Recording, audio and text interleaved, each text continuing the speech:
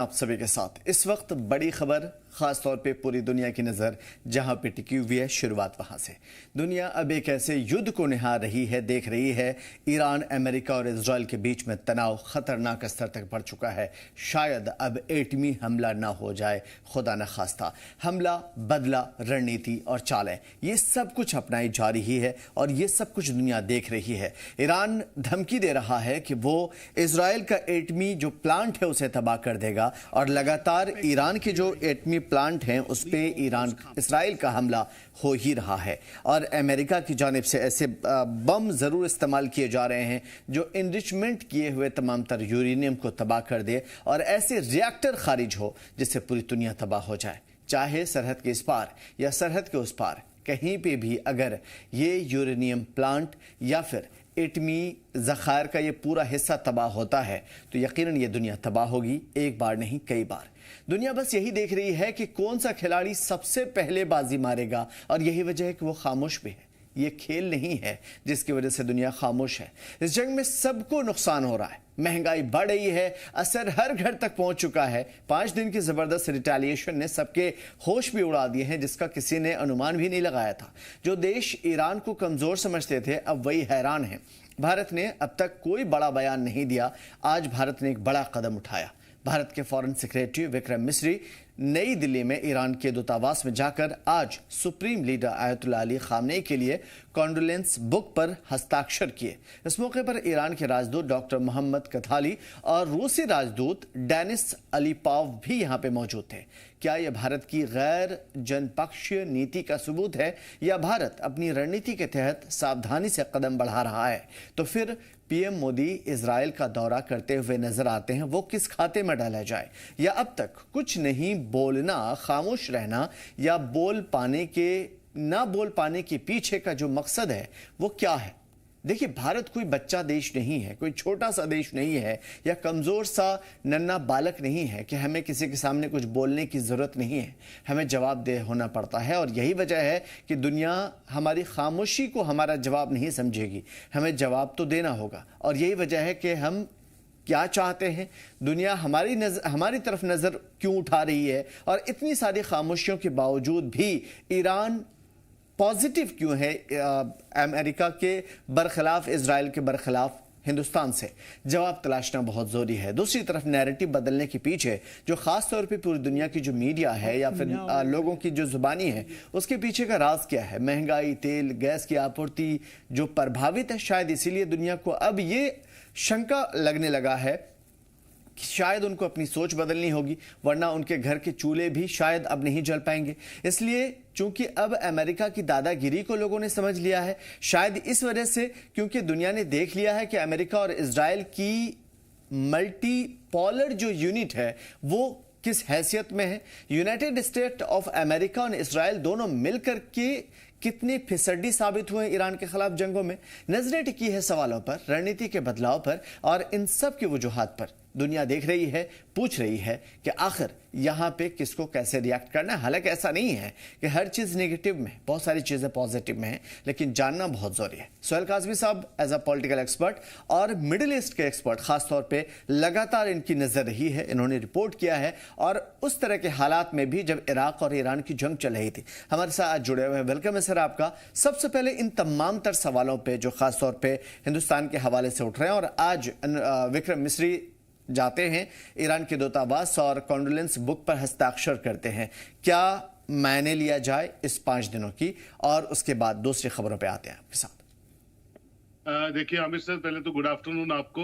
दूसरा ये है कि जो पिछले 5-6 दिन से हम देख रहे हैं जिस तरह से दुनिया का व्यू पॉइंट जो है वो बदलता हुआ आपके सामने नजर आ रहा है और दुनिया जो है, हम तो नहीं, सारी दुनिया कहते रही वर्ल्ड वॉर 3 होगी, लेकिन वर्ल्ड एट वॉर जो है सिचुएशन आप देख रहे हैं, अफगानिस्तान, पाकिस्तान और इजराइल, ईरान और बीच में फिर ट्रम्प और साथ में जो 14 ममालिक ईरान को घेरे हुए हैं, जहां 8 ममालिक पे एयर बेसिस जो थी, डिफेंस बेसिस जो अमेरिका की थी, जहां ईरान ने स्ट्राइक किया है। तो लगभग वर्ल्ड एट वॉर आप एक कंसेप्ट लेके चलिए। लेकिन मोटी मोटी बातें ये हैं, ईरान ने जो हमले किए 8 मुल्कों के पे, वो कहीं सिविल पॉपुलेशन पे नहीं थे, वो एक डिफेंसिव अप्रोच से किए, क्योंकि जनीवा कन्वेंशन जो चल रही थी और वहां टॉक्स जो थी अमेरिका और ईरान के बीच में बड़ी पॉजिटिव वे में आगे चल रही थी, और पेशरफ्त जो है, पहल जो है वो इजराइल की तरफ से हुई है, डायरेक्शन जो है वो अमेरिका की है, डायरेक्टर अमेरिका है। ये पहले देखिए, पहले का यूनिवर्स और आज का यूनिवर्स, हम एआई के जमाने में जाने की सोच रहे हैं, पूरी दुनिया में एआई एआई एआई कर रहे हैं आप। तो what AI stands for, AI stands for total transparency in the system of whole world scenario. चाहे वो हिंदुस्तान है, पाकिस्तान है, कोई भी मुल्क है, उससे कोई भी चीज छुपी छुपाई नहीं रह सकती है। और आज सोशल मीडिया का जमाना है, और आप जबरन उन मुल्कों को सरबराह बनाना चाहते हैं, मुसलमानों की रियासतों का, मुसलमानों के मुल्कों का, जिसको सऊदी अरेबिया कहते हैं, और वो रोल मॉडल बने हुए हैं पिछले 100 साल से, मुसलमानों की तंजीमों के, इस्लाम के पैरोकार बने हुए हैं, और पूरी दुनिया में उनका जो रोल है, जो उनका वे ऑफ लिविंग है, वो आपके सामने है, और ईरान का वे ऑफ लिविंग भी आपके सामने है। तो ठीक है, ईरान एक छोटा, इतना मजबूत मुल्क नहीं है जितना कि ट्रंप का अमेरिका है, हम सब मानते हैं, वीटो पावर अमेरिका के पास है, सब कुछ है, हम सब उसकी इज्जत करते हैं, मान करते हैं, सम्मान करते हैं, लेकिन दुनिया जुड़ी रहे इसके लिए उन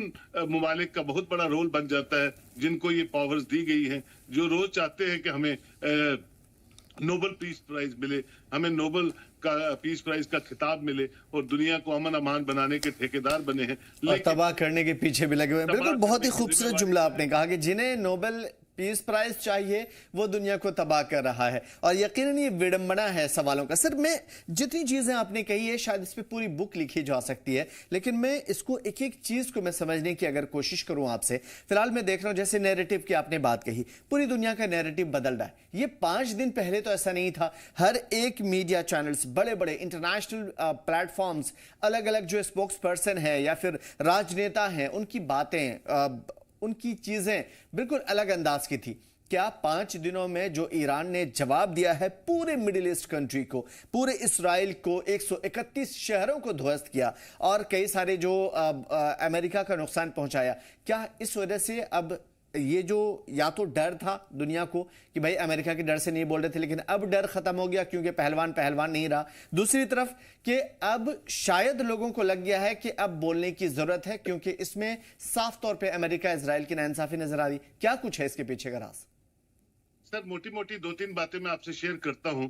इजराइल की सड़कों को देखिए कि वहां आपको एक इंसान भी ऐसे है कि इजराइल पूरे में कर्फ्यू लगा हुआ है, जो सबसे ताकतवर मुल्क है और जिसके पीछे, जिसकी रीढ़ की हड्डी अमेरिका बना हुआ है। आपने देखा होगा कि उसने सारे लवाजमात गाजा को लेके, पैलेस्तीन को लेके, हमास को लेके, जो भी चीजें आप 2-3 सालों से देख रहे हैं, वो बिल्कुल एक डिक्टेटर की तरह डटा हुआ है। लेकिन आज 5-6 दिनों के बाद, 5-6 दिनों में जब से उसने ईरान पे हमला किया है, तो सड़कें वीरान है। खुद भी जो नेतन्याहू है वो भी कहते हैं कि वहां नहीं है। तो ये इंडिकेट करता है कि वो कितने मजबूत लोग हैं। और ईरान जो कमजोर मुल्क माना जाता है अमेरिका के आगे और इजराइल के आगे भी, जो न्यूक्लियर पावर्स उनके पास हैं, जो असला और बारूद उनके पास है, उसके उसके उसके उसके एवज में ईरान के पास उतना नहीं है। लेकिन हर सड़क लाखों लोगों से भरी हुई है, हर चौराहा लाखों लोगों से भरा हुआ है, सर पे कफन बांध के सिर्फ अपने मुल्क की सलामती और अपनी डिग्निटी को मेंटेन करने के लिए वो लोग सड़कों पे है।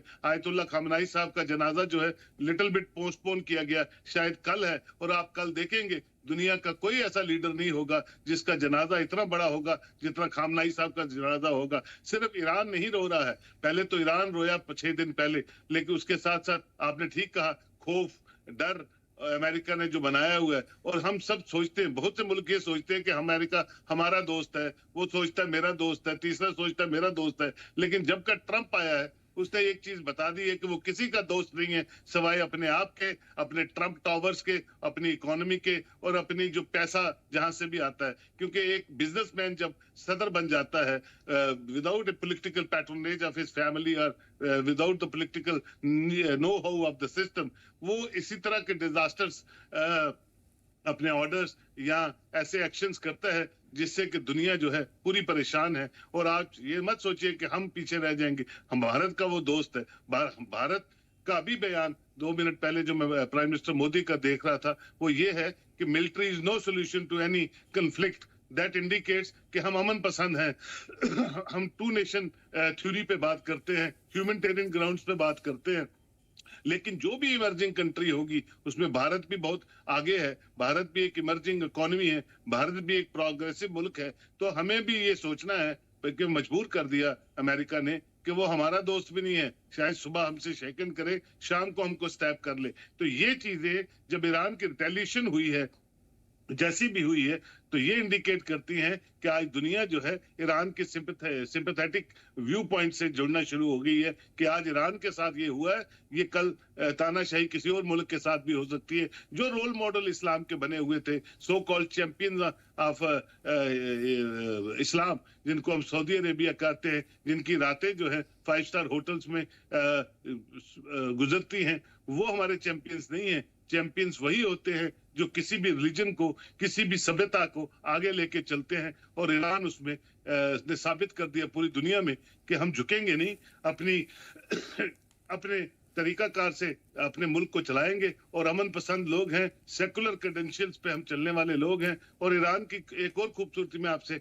बता दूं सर, कि हिंदुस्तान की थोड़ी सभ्यता ईरान के प्राचीन काल से मिलती है, जिनको आप हुसैनी ब्राह्मण्स कहते हैं, वो भी कहीं ना कहीं ईरान की 5000 साल पुरानी सभ्यता में उनका जिक्र भी कहीं ना कहीं रिफ्लेक्ट होता है। इसीलिए अशूरे के जुलूस में ये लोग भी हमारे हुसैनी ब्राह्मण, जिसको हम दत्ता ब्राह्मण्स कहते हैं, हिंदुओं में जो कास्ट है, वो भी शियों के साथ शाना बशाना वो 40 दिन मुहर्रम के उनके साथ खड़े होते हैं, सोग मनाते हैं। तो ये इंडिकेट करता है कि ईरान में एक राज इसमें एक और हमें जरूर जो है ऐड ऑन करके बताइए कि हम देख पा रहे हैं कि दुनिया भर में जहां जहां भी प्रोटेस्ट हो रहे हैं और अभी भी हो रहे हैं, बंदिशें हैं, लोगों ने अपनी तरफ से कंडोलेंस के साथ साथ, मातम के साथ साथ, इजहार यकजहती के साथ साथ जो एहतजाज या बंद की कॉल दी, उसमें हमने एक जगह भी वायलेंस नहीं देखा, मातम देखा, नफरत नहीं देखी।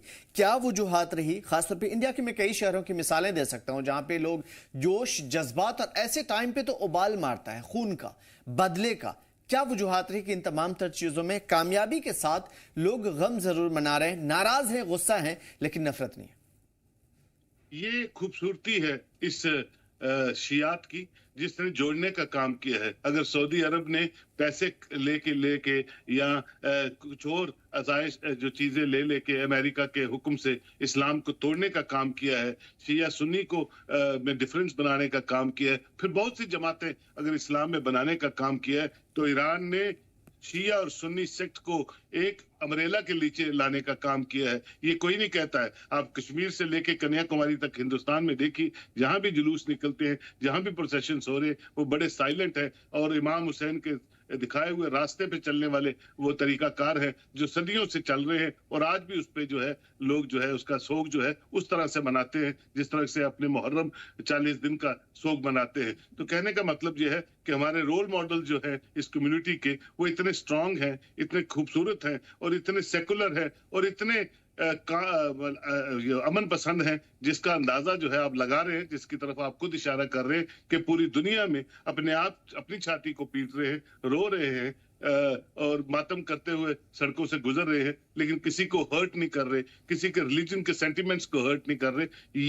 ये प्रिंसिपल्स है, बेसिक फाउंडेशंस है ईरान की, जो पूरी दुनिया उसको आज फॉलो कर रही है, और वो एक सेगमेंटिंग फोर्स बन रही है पूरे उन मुस्लिम ममालिक में। देखिए सऊदी अरेबिया में भी आज जो लोग हैं वो ईरान की तरफ है। उनके हुक्मरानों को छोड़िए आप, जो अयाश है, या बाकी जो दुबई के हुक्मरान है वो अयाश है, लेकिन जनता as a whole, public as a whole, आप देखिए किस तरह से वो भी ईरान के साथ खड़ी होती हुई नजर आ रही है, और पब्लिक ओपिनियन को रीड्रॉ करने में 5-6 दिनों में मुझे लगता है सऊदी अरब ही नहीं, मैं अगर सारे मिडिल ईस्ट कंट्री की बात करूं, बल्कि पूरी दुनिया में शिया सुन्नी को एक प्लेटफॉर्म पे, अगर मैंने अपनी पूरी जर्नलिस्टिक करियर में देखा है, या फिर अपनी पैदाइश के बाद से जब से होश संभाला हूं, तो शायद फर्स्ट ऐसा टाइम है जहां पे शिया और सुन्नी को एक प्लेटफॉर्म पे देख रहा हूं। क्या वजूहात रही हैं इसके पीछे? क्या वो तालीमात जो अली खामनेई साहब छोड़ करके गए या खुमैनी साहब देते रहे, या कोई ऐसी चीजें जो लगातार ईरान की कोशिशों के नतीजे में या शहादत के नतीजे में हुई हो? देखिए सर, एक हदीस, एक कुरान, एक अल्लाह को मानने वाला मजहब है इस्लाम, और उसको तोड़ने के लिए बहुत कोशिशें बहुत से लोगों ने की, और अमेरिका उसमें सबसे नंबर 1 पे है, और उसके साथ और भी जो डेवलप्ड नेशंस हैं जिसमें ब्रिटिश कंट्रीज बहुत सी हैं, लेकिन जहां तक वो तोड़ सके तोड़ते रहे, गुमराह करते रहे। अल्टीमेटली देखिए, सच्चाई को आप जितना मर्जी दबा लीजिए, सच्चाई कभी भी दफनाई नहीं जा सकती। सच्चाई हमेशा सच्चाई पे बिमना होती है, और सच्चाई यही है कि हम सब अल्लाह को मानने वाले हैं, और उनको आप कहीं ना कहीं आपने वक्ती फायदे लेने के लिए कुछ बीच में ऐसे गद्दारों को डाल के इसको तोड़ने की कोशिश की। आप कामयाब भी हुए बहुत से सालों में, लेकिन इस जंग ने ये प्रूव कर दिया कि हम सब अल्लाह को मानने वाले हैं, और जो अल्लाह को मानने वाला होता है वो अल्लाह से डरता है। वो किसी ट्रंप या किसी ट्रंप से नहीं डरता है, ना वो किसी मुल्क से डरता है। जो सच्चाई के रास्ते पे चलता है, जो ईमानदारी से अपने मुल्क को, अपनी सभ्यता को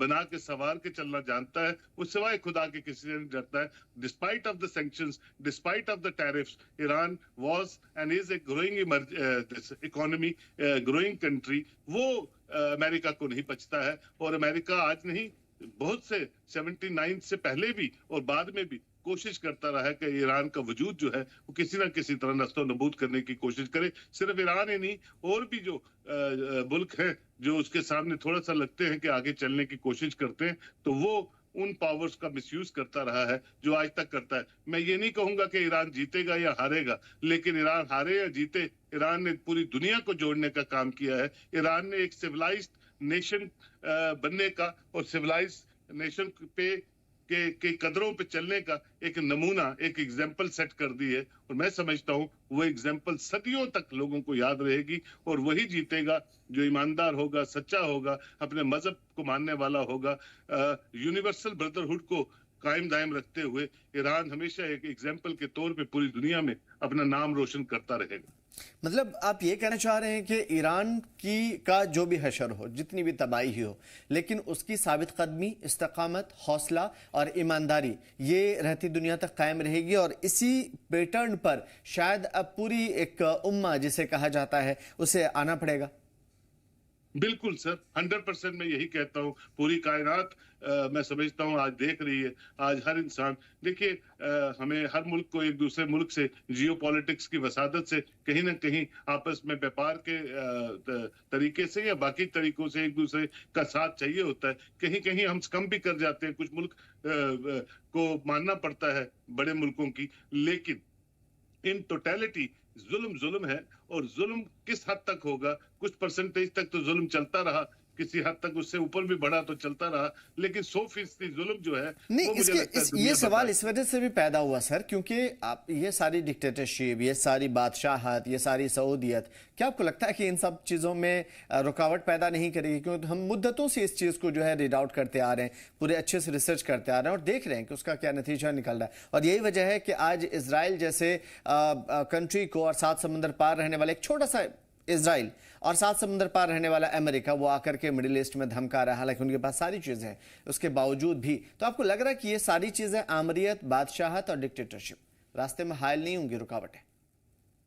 देखिए सर, देखिए जो डिक्टेटर होता है उसको दूसरा डिक्टेटर ही पसंद होता है। एक शरीफ इंसान को एक शरीफ इंसान ही पसंद आता है, और एक बदमाश को बदमाश ही हमेशा उसकी लैंग्वेज को समझता है। और एक दादागिरी जो है पूरी दुनिया में बनाने का जो जो जो, जो एक रिवायत है उसको चलते हुए, क्योंकि कोई भी अपनी साख को खोना नहीं चाहता है। वो अगर सुपर पावर है तो सुपर पावर ही रहना चाहता है। हम तो कहते हैं, हम तो दुआ करते हैं, ईरान भी दुआ करता है कि वो सुपर पावर रहे, लेकिन सुपर पावर बनने के बाद या बनते हुए आपको वो डिग्निटी को मेंटेन करना है। अभी भी मैं ईरान के किसी सफीर का इंटरव्यू सुन रहा था, तो वो कह रहे थे हम बातचीत को तैयार हैं, लेकिन अपनी डिग्निटी के साथ कॉम्प्रोमाइज नहीं करेंगे। तो ये तो हक है।